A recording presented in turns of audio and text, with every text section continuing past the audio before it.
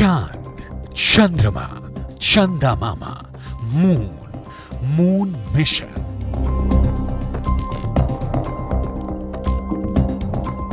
पीढ़ियों से हम चांद तारों की कहानियां सुनते आए हैं। धरती पर जन्म लेने के बाद से ही इंसान चमकते चांद को जानने में लगा है।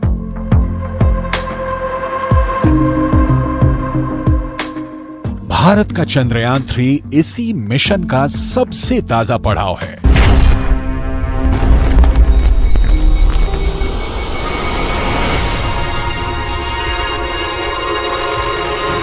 Liftoff will start in T-10 seconds. 10, 9, 8, 7, 6, 5, 4, 3, 2, 1. We have ignition.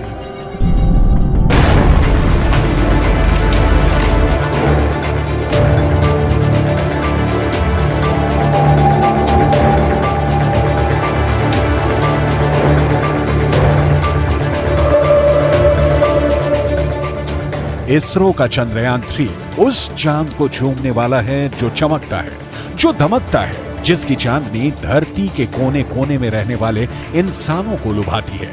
वो चांद रहस्यों से भरा हुआ है।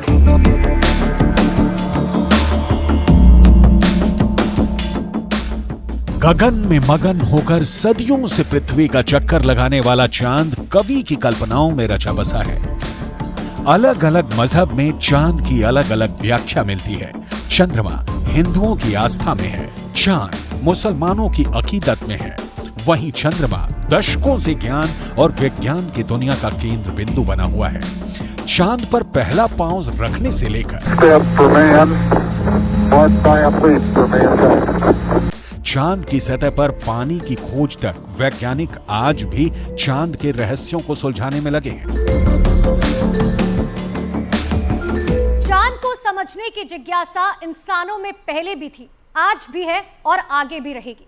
यही जिज्ञासा भारत के चंद्रयान मिशन का मूल आधार है और इसी जिज्ञासा को शांत करने के लिए इसरो ने चंद्रयान 3 को चांद पर भेजा। चंद्रमा के बारे में काफी कुछ खोज लिया गया, लेकिन अभी भी ऐसे तमाम रहस्य छिपे हुए हैं जिसके बारे में हमें नहीं पता।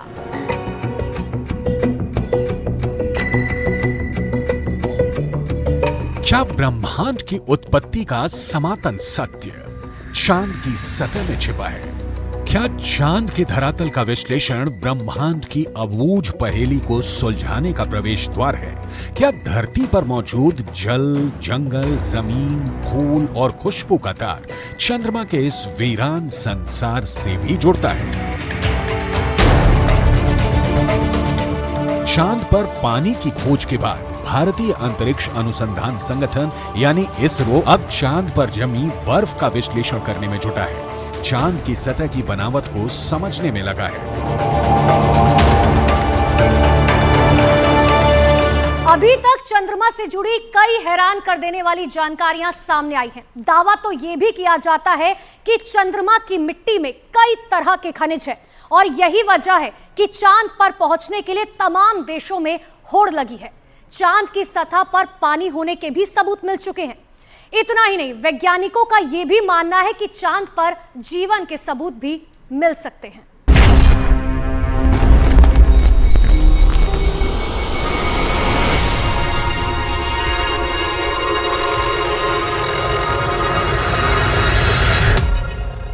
नॉर्थ पोल में तो पानी के फ्रोजन फॉर्म में मिले।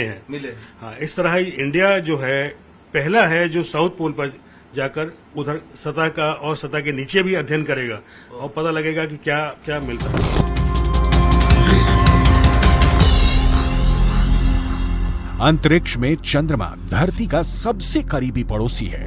पिछले 6 दशकों में इंसानों ने 100 से भी अधिक मून मिशन को अंजाम दिया है। सभी मिशन को कामयाबी नहीं मिली, लेकिन इन मिशन ने चांद को सबसे ज्यादा खोजा जाने वाला स्थान जरूर बना दिया। बावजूद इसके चंद्रमा हमारे लिए आज भी रहस्य बना हुआ है। बहुत से मिशंस हो गए हैं, ये बात सही है, लेकिन अलग अलग टाइप्स के मिशंस हमारे हो चुके हैं। कुछ मिशंस लैंडर थे, कुछ मिशंस हमारे सिर्फ ऑर्बिटर थे, रोवर्स भी हम बेच चुके हैं वहां पे। लेकिन हर बार ऐसे होता है, अगर ऑर्बिटर है तो वो पूरे सरफेस का मैपिंग 90% तक मैपिंग कर लेता है। लेकिन अगर रोवर है या लैंडर, सिर्फ लैंडर है, रोवर भी नहीं है, तो वो एक जगह उतरता है, तो हमें हर बार सिर्फ उसी जगह के इंफॉर्मेशन मिल जाता है। सो इसलिए हमें ये जरूरी होता है कि हम बहुत सारे मिशन भेजें, और हर बार अगर आप देखेंगे तो ये मिशन चालू हो गया है 1960 से लेकर अब तक। सो टेक्नोलॉजी में भी हमारा थोड़ा बेटर, दुनिया भर में टेक्नोलॉजी बेटर होती गई है। सो हर मिशन से हमें नया नया कुछ जानकारी मिलती जाती है। विज्ञान कहता है कि चांद पर मिट्टी है, चांद पर पानी है। सवाल है कि अगर वहां मिट्टी भी है और पानी भी है तो जिंदगानी क्यों नहीं? क्या भारत का चंद्रयान 3 इस सवाल का जवाब पता करने वाला है? चंद्रमा पृथ्वी के चारों ओर चक्कर लगाता है, लेकिन हमें चांद का एक ही हिस्सा दिखाई देता है। चांद का दूसरा हिस्सा धरती से दिखाई नहीं देता। इसे चांद की डार्क साइड कहते हैं, जिसे धरती से देखना मुमकिन नहीं है। चंद्रमा का जो हिस्सा हमें धरती से नजर नहीं आता, उसे वैज्ञानिकों ने चांद का डार्क साइड नाम दिया है। इसे डार्क साइड के अलावा फार साइड भी कहा जाता है। भारत के चंद्रयान 3 मिशन का मकसद भी इसी डार्क साइड को देखना है, और यह डार्क साइड है चंद्रमा का दक्षिणी ध्रुव, जहां चंद्रयान 3 को सॉफ्ट लैंडिंग करनी है। चांद का दक्षिणी ध्रुव। चंद्रमा का यह हिस्सा उसका सबसे ठंडा इलाका है, क्योंकि यहां सूरज की रोशनी बहुत कम पहुंचती है। सूरज की किरण तिरछी पड़ने की वजह से चांद के दक्षिणी ध्रुव के ज्यादातर हिस्सों पर काफी अंधेरा रहता है। यही वजह है कि यहां का तापमान भी काफी कम होता है। अमेरिकी स्पेस एजेंसी नासा की एक रिपोर्ट के मुताबिक दक्षिणी ध्रुव के कुछ हिस्सों पर सूरज की रोशनी आती है। जहां सूरज का प्रकाश पहुंचता है वहां का तापमान करीब 54 डिग्री सेल्सियस रहता है, लेकिन चांद के दक्षिणी ध्रुव के ज्यादातर हिस्सों पर सूरज की रोशनी नहीं पड़ती, और इस वजह से वहां का तापमान -248 डिग्री सेल्सियस तक पहुंच जाता है। चंद्रयान 3 का जो उतरने का जो स्पॉट है साउथ पोल पे, एक चैलेंजिंग है वो हमारे लिए। अगर वहां पर उतरे तो दुनिया का सबसे पहला देश भारत बन जाएगा, और दूसरी बात यह है वहां पर वाटर कंटेंट बहुत ज्यादा होने के चांसेस है, इसलिए वहां पर ज्यादा खोज होंगे, पानी के लिए ज्यादा खोज वहां पर करने के चांसेस हैं। नासा के मुताबिक चांद के दक्षिणी ध्रुव पर बर्फ है। बर्फ के साथ दूसरे कई प्राकृतिक संसाधन भी हो सकते हैं। साल 1998 में नासा ने मून मिशन के तहत यह बताया था कि दक्षिणी ध्रुव पर हाइड्रोजन है। नासा का दावा है कि अधिक मात्रा में हाइड्रोजन होने की वजह से वहां बर्फ की संभावना है। इसके अलावा चांद के दक्षिणी ध्रुव पर बड़े बड़े पहाड़ और कई गड्ढे हैं। चंद्रमा पर नजर रखने वाले वैज्ञानिकों की माने तो चांद के दक्षिणी सतह पर कई सारे गड्ढे ऐसे भी हैं जहां अरबों साल से सूरज की रोशनी नहीं पड़ी है। ऐसे में चंद्रयान 3 का चंद्रमा के ऐसे इलाके में जाना और जानकारी जुटाना अब तक के हुए सभी मून मिशन के बीच मील के पत्थर जैसे है। चांद के दक्षिणी ध्रुव वाले हिस्से में बड़े बड़े क्रेटर हैं, जिन्हें आम बोलचाल की भाषा में गड्ढा कहा जाता है। ज्यादातर गड्ढे ऐसे हैं जहां अरबों साल से अंधेरा है। अमेरिका के नासा के मुताबिक घुप अंधेरे के बीच यहां बर्फ का जमाव हो सकता है। अंदाजा ये भी है कि चांद के दक्षिणी ध्रुव पर अरबों सालों से पानी बर्फ के रूप में जमा हो सकता है, जिसके अध्ययन से सौर मंडल से जुड़े और भी कई रहस्य खुल सकते हैं। लैंडर है इस बार जो उतरेगा वो स्लो स्पीड पे उतरेगा, और उतरते वक्त उसकी स्पीड 2 मीटर प्रति सेकंड होगी, जो पिछली बार नहीं थी, ज्यादा थी या तो 2 मीटर प्रति सेकंड पे वो उतरेगा लैंडर। और ऐसा नहीं है, लैंडर भी वहां से उतरने के बाद जो उसमें से रोवर निकलेगा जो एक्सपेरिमेंट्स करेगा वहां की मिट्टी की, वहां की चट्टानों की, और ऊपरी परत और निचली परत की। लेकिन रोवर चंद्रयान 2 के रोवर और लैंडर से कांटेक्ट करने की कोशिश भी करेगा ताकि पता लगे कि वहां क्या गलती एग्जैक्टली हो सकती है। यानी भारत का चंद्रयान 3 चांद के उस हिस्सों को दिखाने वाला है जो हमें नहीं दिखता। सवाल है, आखिर चंद्रमा का एक ही हिस्सा हमें क्यों दिखता है? चांद खुद भी अपनी धुरी पर घूमता है, और पृथ्वी के गुरुत्वाकर्षण बल के कारण चंद्रमा उसके चारों ओर चक्कर लगाता रहता है। धरती का यही गुरुत्वाकर्षण बल हमें चांद के दूसरे तरफ को देखने नहीं देता। दरअसल चांद में पृथ्वी से जुड़ा एक गुरुत्वाकर्षण केंद्र है। गुरुत्वाकर्षण केंद्र चांद के बीच में नहीं बल्कि उस हिस्से में है जो धरती की तरफ है। पृथ्वी का गुरुत्वाकर्षण बल चांद को अपनी तरफ खींचे रखता है। इसी वजह से चांद एक ही स्थिति में धरती के चारों तरफ घूमता रहता है और चंद्रमा का दूसरा हिस्सा धरती से नजर नहीं आता। धरती से 3,84,000 किलोमीटर की दूरी तय करके चंद्रयान 3 का लैंडर विक्रम चांद के उस दक्षिणी ध्रुव के तिलिस्म को तोड़ने वाला है। इसरो के मुताबिक चंद्रयान 3 के 3 अहम मकसद हैं। पहला, विक्रम लैंडर की चांद के दक्षिणी सतह पर सुरक्षित और सॉफ्ट लैंडिंग। दूसरा, प्रज्ञान रोवर को चांद की सतह पर चलाकर दिखाना। तीसरा, वैज्ञानिक परीक्षण करना। चंद्रमा के रहस्यों की खोज में सबसे पहली कामयाबी 1959 में तब के सोवियत संघ को मिली थी, जो अब रूस के नाम से जाना जाता है। 12 सितंबर 1959 को धरती से लॉन्च किया गया रूस का स्पेसक्राफ्ट लूना 2 चांद की सतह से जा टकरा है। 7 बरस बाद 1966 में सोवियत संघ ने एक बार फिर चांद पर दस्तक दी। 3 फरवरी 1967 को लूना 9 चांद की सतह पर पहली बार सॉफ्ट लैंडिंग करने में कामयाब हो गया।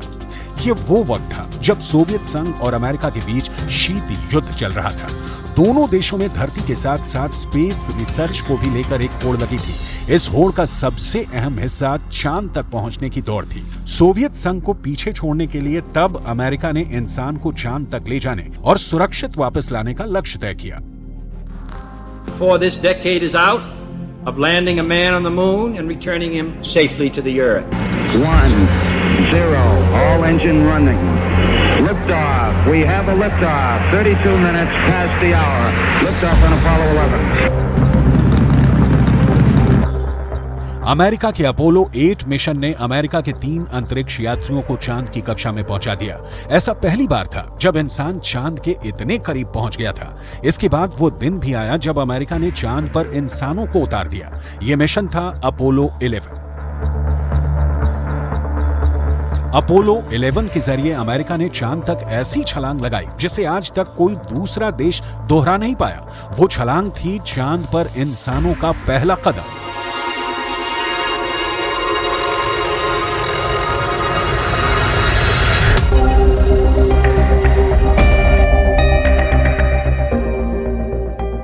जुलाई 1969 को अमेरिका के अंतरिक्ष यात्री नील आर्मस्ट्रॉन्ग चंद्रमा पर पैर रखने वाले पहले इंसान बने थे।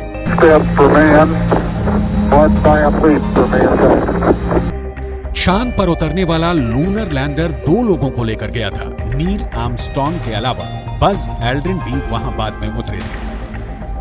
अपोलो 11 मिशन ने चांद से मून रॉक्स लाकर एक अलग इतिहास रचा। अपोलो 11 मिशन के दौरान करीब 22 किलो सामान चंद्रमा से लाया गया था। इसमें तकरीबन 50 चांद के चट्टानों के टुकड़े और चांद की मिट्टी शामिल थी। चांद पर पहुंचने की स्पेस रेस आगे भी चलती रही। इस दौड़ में यूरोपियन एजेंसी, जापान, यहां तक कि चीन भी कूद पड़ा। लेकिन मून रिसर्च में अगली कामयाबी भारत को मिली। वो कामयाबी थी चांद की सतह पर पानी की खोज की। वो 2003 का साल था और नवंबर का महीना था जब भारत सरकार ने पहली बार इसरो की मून मिशन के लिए चंद्रयान 1 की मंजूरी दी। करीब 5 साल बाद 22 अक्टूबर 2008 को चंद्रयान 1 को लॉन्च किया गया था और ये 30 अगस्त 2009 तक चांद के चक्कर लगाता रहा। भारत के चंद्रयान 1 में एक खास यंत्र लगा था। इस डिवाइस का नाम था मून इंपैक्ट प्रोब यानी MIP। वो MIP ही था जिसने 14 नवंबर 2008 को चांद की सतह पर उतरकर अंतरिक्ष विज्ञान की दुनिया में भारत का दबदबा बढ़ाया और चांद तक पहुंचने वाला दुनिया का चौथा देश बन गया। इससे पहले सिर्फ अमेरिका, रूस और जापान ही ऐसा करने में कामयाब हो सके थे। इसी डिवाइस ने चांद की सतह पर पानी की खोज की। चांद पर पानी का पता लगाना अपने आप में इतनी बड़ी खोज थी कि अमेरिका के स्पेस साइंस ऑर्गेनाइजेशन नासा भी भारत की पीठ थपथपाने को मजबूर हो गया। जो चंद्रयान 1 हमने सबसे पहले भेजा है, उसी से हमें दुनिया को पता चला है वहां पर चंद्रमा पर पानी है। पहले हम ये सोचते थे वहां पर पानी बिल्कुल नहीं है। जितने भी मिशन वहां पर गए हैं पहले से दुनिया के जिसे भी देश ने भेजा हो, सबने यह अनुमान लगाया कि वहां पर पानी नहीं है। लेकिन हमारा चंद्रयान 1 जो मिशन हमने भारत ने भेजा है, उसी से पता चला है, दुनिया को पता चला है वहां पर पानी है। तो उसको नजर में रखते हुए हमने 2 को भी भेजा है और 3 को भी भेजा है।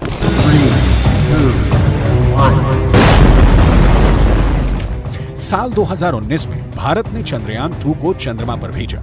लक्ष्य था चांद के दक्षिणी ध्रुव पर सॉफ्ट लैंडिंग।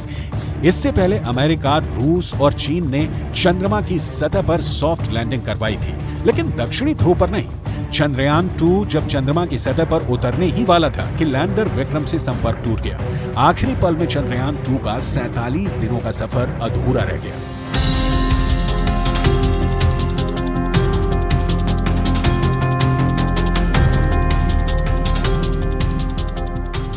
आखिरी पलों में जब विक्रम लैंडर का संपर्क टूटा तो वो चांद की सतह से सिर्फ 2.1 किलोमीटर ही दूर था। तभी ग्राउंड स्टेशन से संपर्क टूट गया। विक्रम लैंडर से भले निराशा मिली है, लेकिन ये मिशन नाकाम नहीं रहा है, क्योंकि चंद्रयान 2 का ऑर्बिटर चांद की कक्षा में अपना काम कर रहा है। इस ऑर्बिटर में कई साइंटिफिक उपकरण हैं जो अच्छे से काम कर रहे हैं। 4 साल पहले जो काम अधूरा रह गया, उसे अब चंद्रयान 3 का विक्रम लैंडर पूरा करने वाला है।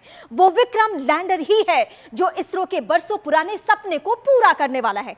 सबसे बड़ी चुनौती विक्रम की सॉफ्ट लैंडिंग है, जो चंद्रयान 2 में संभव नहीं हो सका था।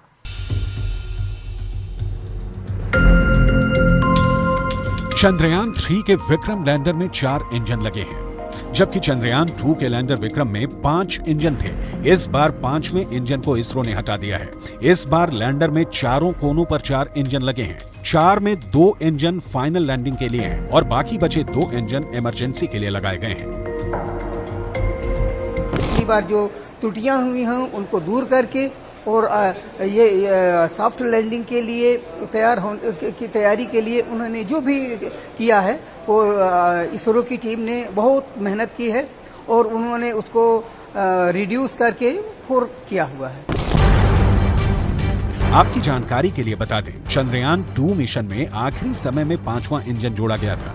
इस बार 5वें इंजन को इसलिए हटाया गया ताकि लैंडर अपने साथ ज्यादा फ्यूल ले जा सके। ज्यादा फ्यूल का मतलब यह है ज्यादा ताकत, यानी अधिक ईंधन होने पर विक्रम लैंडर पूरी ताकत के साथ बिना रुके, बिना थके अपना काम कर सकेगा। चंद्रयान 3 से पहले चंद्रमा पर उतरने वाले पिछले सभी स्पेसक्राफ्ट या तो चंद्रमा के भूमध्य रेखीय क्षेत्र में उतरे या फिर चंद्रमा के भूमध्य रेखा के उत्तर या फिर दक्षिण के कुछ डिग्री अक्षांश पर उतरे हैं। इससे पहले अमेरिका चंद्रमा पर पहुंच चुका है। अमेरिका ने एक बार नहीं, कई बार चंद्रमा पर अपने मिशन भेजे। कुछ ऐसा ही हाल रूस का भी रहा है। रूस ने भी चंद्रमा पर अपने कई मिशन को अंजाम पर पहुंचाया है। चीन का चंद्रयान भी चांद पर उतर चुका है, लेकिन